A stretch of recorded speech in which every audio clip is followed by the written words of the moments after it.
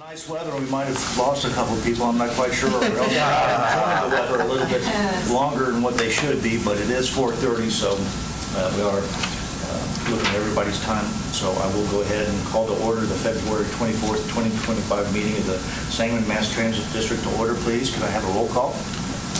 Yes. Chairperson Brewer? Here. Trustee Goss? Here. Trustee Nacera? Trustee McCarthy? Here. Trustee Dabsco? Trustee Douglas? Here. And Trustee Strong? Okay. So this is ahead of all right, so we've got one coming, so. And since the weather is nice for you guys, I want to make sure that we get through this quickly, but we do have a lot of important business to get before the board, so let's go ahead and jump right into it if we could, please. First item, as usual, is the approval of the minutes from our regular meeting of January 27th, 2025. Trustees should have those in your packets previously, and they had ample time to review them, so I'll ask for any discussion or any commentary there on these. And if there isn't any, I'll look for a motion. I approve. You first. I make the motion that we approve the minutes of the regular meeting on January 27, 2025. Okay, we have a first and second. Thank you both. All those in favor? Aye. Anybody opposed? Very good. Approval of the minutes. Let's go ahead and get into our director's reports today. If we could, first up, Steve, our managing director. I'm not going to go through everything that was in the packet, but the couple of major items, the transfer center is down to just a handful of punch list items that the contractor is working on for us. We're very close to moving customer service in. Melissa might talk about that in a little bit. And then we're waiting to hear back from our federal and state officials on an actual ribbon cutting date. So as soon as I get that information, I'll pass it on. But for now, that's all we've got going on there. Just to touch on the administration change in Washington, we're keeping up in finance and also me through APTA with anything that's going on relative to executive orders and things like that that could affect us. Our Low-No grant that we're waiting to take advantage of for 19 new buses is a little bit up in the air, so we're just trying to make sure we know exactly what's going on. We don't expect that to be affected, but there's a lot of questions right now. So we're just monitoring that, and we will continue to monitor that through our delegation and through APTA. And then finally, the other thing I wanted to point out is we're going to have a Driver Appreciation Day, March 14th.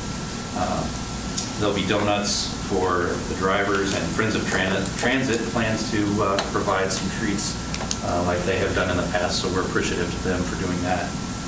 And also, SMTD night at the Junior Blues will be March 1st for the 6 to 5 game. So anybody that wants to participate in that with us, let us know and we can arrange for tickets for that. So that's it for me.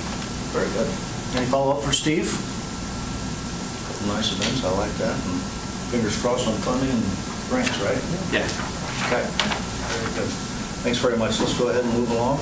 Finance and Administration, Michelle, any report today? Yes, a few things I'd like to note.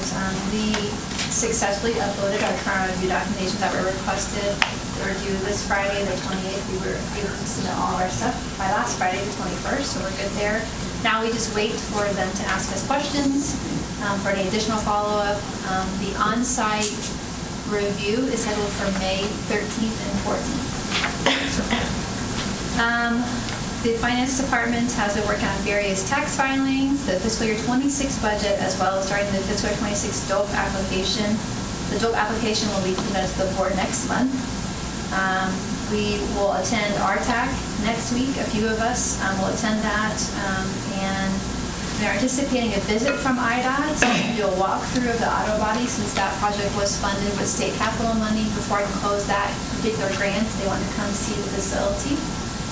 We are still experiencing significant delays from IDOT. For example, the 4 support vehicles that the Board of Trustees approved last July that we were purchasing off of the state contract, we just got approval on February 3rd. So it took over 6 months to get approval to just purchase those vehicles off the state contract. So just an example of how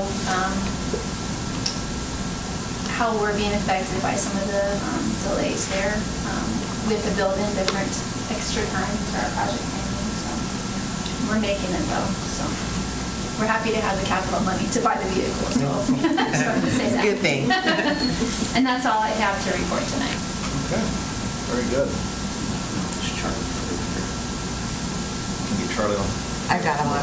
Yeah, I apologize for being late. I had an eventful weekend. Oh, no problem. That's not a thumbs up, Charlie. Yeah, I just met with a plastic surgeon, so I apologize for being late. No apologies needed. Just take care of yourself. Okay, any follow-up from Michelle? Now we'll move along to our operations director, Melissa. Talk about some of the route changes that we had in January. If you were to look at your ridership report, you would notice they're doing pretty well so far. If you remember, 901 was a north route for the night service between 6 and 11 p.m. that we canceled that and replaced that with the 2, 3, and 5 that did similar coverage, but not, it does more than the 901 did. And it's been received pretty well. The ridership is a little up from what 901 was in December. So ridership is higher than what it was. So we're seeing more people riding those 3 routes compared to 1. The 501 is something that's running the shuttle out on Toronto Road that ran in the evenings that facilitated those passengers being able to get back and forth from the colleges to the Toronto Road area. We implemented that to run all day from open to close, Monday through Friday and on Saturdays. And it actually facilitates transportation from UIS to Lincoln Land and back from the Route 11 and 15 that no longer goes to Lincoln Land. Those were time-saving measures that we put in place to give the Route 11 plenty of time to get back downtown. They were running short of time, operating under stresses, so we wanted to make sure that route was as safe as possible. So what we're seeing is increase in ridership on that 501 from what previously was, not just from an increase in hours throughout the day, but we're seeing a good significant increase in the number of folks that are able to use that service from the Toronto Road area, where previously they only had Route 14 as an option going to Junction Circle. So far, everything looks well received. We've had some passenger input through emails that we're monitoring, and some operator input on some positive changes that we might make with the 501 out there. So we're going to be reviewing that for some potential changes in the summer run bid. Always looking for ways to improve service so that it makes the most sense for everybody. But we're happy with what we see so far. We've done, of course, the Tri-Year review. Everybody was kind of on go for that. Mel and Angie and Spencer did a really good job of getting everything to me that I needed, so we got that input early. And then we're going to be working on some planning meetings for the summer and August run bids coming up, looking for some more additional changes we could potentially do with night service. As long as our head count stays up, looking for more changes. The last thing I can remark on is the customer service center downtown at the transfer center. Shooting for Monday, hopefully, with getting that staffed and some folks down there. We have some troubleshooting to do with the APOS machine that actually does the sales transactions and the passes and things. So we need to get that ironed out, and we should be ready. So we're gearing for Monday. All goes well. It's exciting. Yeah. Very good. I marked that on my list. It'll be the first time that passengers will be able to buy passes without coming here or doing it online. They'll be able to do it at the transfer center. So it'll be a nice convenience. What will the hours be for the? We're going to have them with regular business hours at first. We may even put them to 5, 8 to 5, and then we'll see as demand. If we need to push it to 6, we'll be ready to fluctuate hours as needed. Just Monday through Friday. Just Monday through Friday for now. That's great. And then coincidentally with that, the TVMs, we will be activating the TVMs to be functioning at the same time. So weekends, evenings, passengers will have access to the TVMs to add fare and buy fare too. So. Any additional questions or follow-up? I was going to be nosy if you don't mind. Are you at liberty to talk about the night service changes? Is that anything just other than routes or what you mentioned? Well, it would be, we are looking to either alter or completely replace some of our current, the older night routes, the 903, 903, 904 were recent changes that are working well, but you got 902, 905.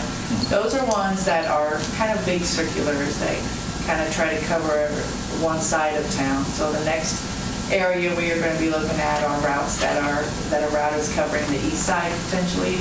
See if we what daytime routes can we push on into night service that provide the same, if not better coverage, kind of like we did for the north side. Ideally, if I have ideal head count, I would love to be proactive and positive and say someday we're going to see daytime routes all run consistently throughout the day, right? Even into night service, if it's well supported by the community. That would be the pie in the sky that we're looking for. But there's all the, of course, the variables have to support that too. So the next area we're potentially looking at will be the east side. Okay. In our cooperatives. So Something to work towards. something to work towards. Very good. Well done. Okay. Let's go ahead and jump into some reports if we could, please. First item up there is the approval of the December 24 financial statements and cash disbursements. Again, those should have been in the trustees' packets. I don't know if anybody had any comments, changes, anything you want to address for those? If there isn't any, I'll look for a motion. I make a motion to approve the December 2024 financial statements and cash disbursements. Second? Okay, first and second, all those in favor? Aye. Anybody opposed? Very good. Let's jump into some of the committee reports if we could. How about the Finance Committee? Do we have a report today? No report. Okay, thank you very much. How about the Operations Committee? No report. Okay, thank you very much. Administration Committee? Anything there? We met, and I don't have a date at my disposal, but we met with the staff, and I originally had a little bit more detail to go into, but I just wanted to say thank you. You guys, it was very informative. You guys have a very full plate, and it was great to get kind of a deeper dive into the activities, and thank you for having us. Good job. Okay, thanks for that report. Keep that going. And last but not least, IT steering. Is there anything from that committee? Well, we did meet, not at this time. Okay, very good. We've made a little bit of a change with that committee. We were already meeting monthly with County IT to go over a long list of things that we're updating and working through with them. And Charlie came to one meeting and found it informative, so we invited Sandra. So now they're invited on a monthly basis to that meeting, and that serves sort of as the steering committee. Very good. I appreciate that. I have to say, there's a lot of stuff that's probably at a level that, I can't speak for you, but is above my level. So sometimes some interpretation is But it's very interesting. yeah. And they don't mind, breaking it down to a square one time, so it's fine. They have to do that for some of us, too. Yeah. I wouldn't have thought there was so much technology associated with running a bus district. There's quite a bit, especially as of late, so great job there. Okay. Let's move along. Planning Commission report. Jason. Hi, so just a couple of updates on things that we're already been doing. We're continuing to work on the long-range transportation plan. Hope to have that presented before the technical committee by April. We are continuing to work on the active transportation plan with our consultants. They have presented the current conditions section of the report to us. We've gone over it and made suggestions for changes that we'd like to see, sent it back. So those will be addressed at the technical committee meeting in March, where we'll also be having a larger technical committee meeting for the active transportation. And also in new stuff that we're doing, we have awarded a joint application from Crawford Murphy and Tilly and Hanson to do the West Loop and South Grove plans as a, like there's a larger integrated plan together. So that's an update of a couple of plans that have been, it's been over 20 years since some of those have been done. So looking forward to seeing what we get from that. Very good. So are we. Anything else for Jason? No? If not, we appreciate the continued partnership. And how about ADA Advisory Committee? David's here. Well, the committee met on January 16th, and we really covered 3 areas. One being, we think it would be a good idea for the committee to, now that COVID is at least on the level as the flu, we would like to go back to holding in face-to-face meetings, and there was a proposal to try and hold those meetings right here in this room. Or in this part of the building anyway. Committee is not very big.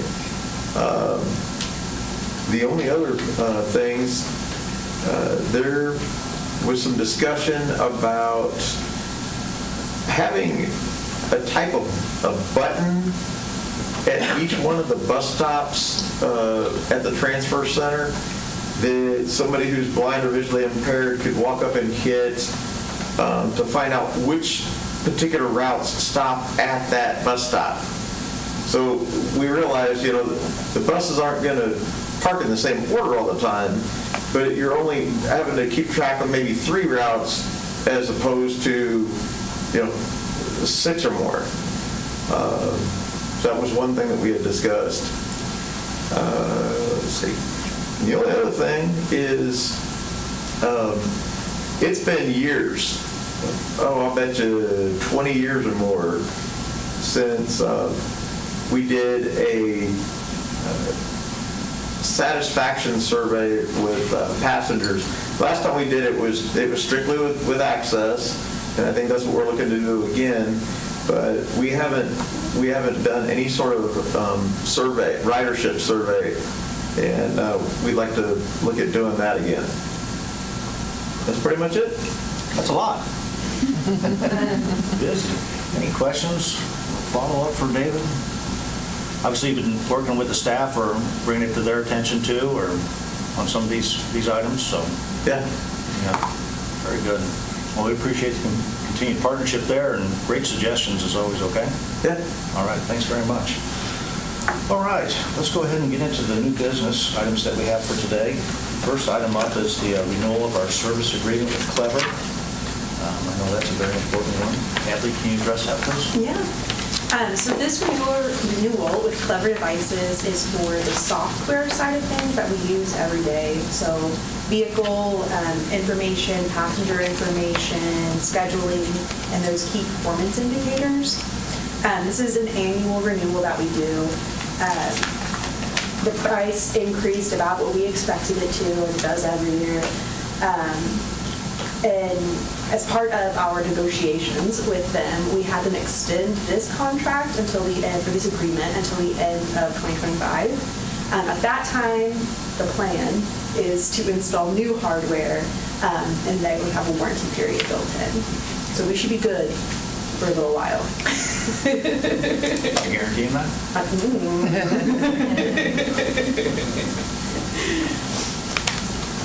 Okay. A lot of moving parts there, but I think it was spelled out nicely in the board packet. Does anybody have any questions for Hadley on this one? Anything you want to discuss? Okay. Hearing nothing, I'll ask for a motion. I make a motion to approve the software maintenance agreement with Clever Devices Ltd. for a cost of $121,801. Okay, we have a first and second. All those in favor? Aye. Is there anybody opposed? Very good. We'll move forward with that. Thank you, Evan, for that one. Next item up is our equipment surplus that we have to deal with from time to time. Michelle, are you going to deal with that? Yes. So as for our procedures, we present certain items to the board for approval for disposal. Most of the items are outdated tools. There's some items related that are out of date for computers, laptop servers, a laminator. There's one van that was wrecked, 158, and there's a few old cabinets. So there's quite a few items in there. The parts, some of the parts that are in there are related to, or they're used in conjunction with equipment that we no longer use. Just continuing to clean up our books and make sure everything looks good as we go through them. Yeah, I know it's a lot of work, and obviously it's something we've done from time to time in the past, so a lot of inventory and hard work goes into it, but it's a necessity, so. Anybody have any questions here? Charlie? So the disposition of is that all set for recycling? I think it said just auction off, but does it depend on the equipment? Yeah, we auction what we can on iBid, but even the vehicle, well, I shouldn't say, I should assume not that wreck, that thing on 158. I was gonna say, even the van would go up, even if it's wrecked, we will auction off vehicles that don't run.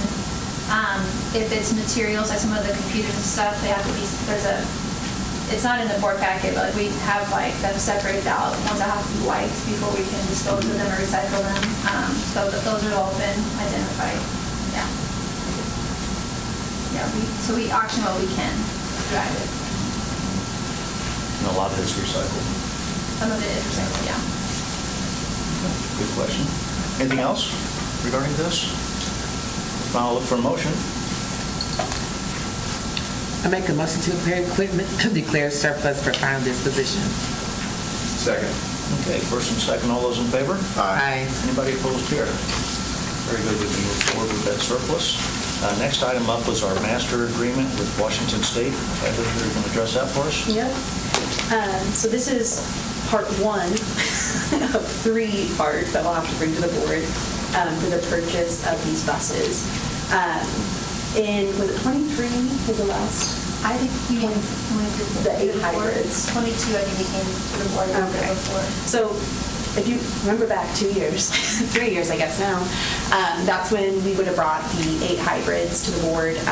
So this might sound familiar as we're going through the different steps. We were awarded the 5339 grant. And so in order to make those dollars stretch as far as possible, we are using the Washington State contract. That gives us volume purchasing power where we are able to piggyback off of a contract that's already established. And there are 19 buses, like Steve said, that are set to be replaced in the TIP. What was it, 7 CNG and 12 hybrid over the next 3 years. Not all at once. Yeah, so the 5339 will cover most of it, and then the remaining funds, local or operating or a mixture of both. Yeah. This is the first step to getting buses. Okay. Any questions? Anybody have any questions? This is the formal process to add as a participating entity on their contract. We've done it once before in 2022. Their form has been updated since, so this is just making sure we're properly completing all the channels to get to that point to order off that contract again. Michelle, you said they're about to go into another contract soon? Is that part of the reason why we're going? The term, I think their term cycle is May 1st through April 30th. So we have asked for price quotes from both manufacturers, Gillig and New Flyer, off the current term. So we're hoping to get all of our things in a row to order off the current contract because the price will increase as of May 1st. So some other steps that are coming, we have started the process to create the grant that will obligate the money into it, the award money into a grant. That's been in motion for a few months now. That's hopefully the next month. And then by April's board meeting, we hope to award a contract. So then that would give us that, be able to award on the current term and price. And we used the same contract on the last 12 buses. Yeah, I'm not sure how we dug that up, but it sure has been to our advantage participating in that. It's been very good. It really saves us money, because like you said, buying our bulk Saves us time.